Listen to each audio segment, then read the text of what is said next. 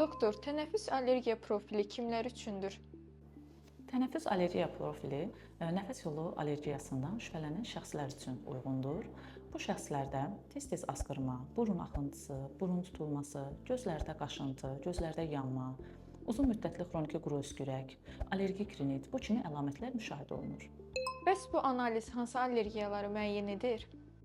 Bu profilə ev tozu gənələri, kif göbələkləri, heyvan tükləri, habelə it epiteli, pişik epiteli və digər bu kimi inqalyasiyon allergenlər daxildir. Doktor, pişik epiteli ilə it epiteli allergiyası arasında nə kimi fərqlər var?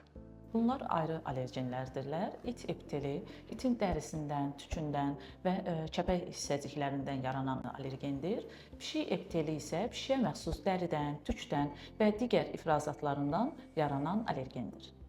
Ev tozu gənəsi allergiyası olanlar nələrə diqqət etməlidir? Bu şəxslər yataq dəstlərini 60 dərəcə və yaxud da daha yüksək temperaturda həftədə bir dəfə yumalıdırlar. Xalça, pərdə, yumşaq oyuncaqlar onların olduğu otaq şəraitində maksimum dərəcədə az olmalıdır. Otağın temperaturu və eyni zamanda rütubətinə daim nəzarət edilməlidir və aşağı səviyyədə olmalıdır rütubət. Toz yığan əşyalar evdə azaldılmalıdır və həmin şəxslər ev təmizliyi edərkən mütləq maskadan istifadə etməlidirlər.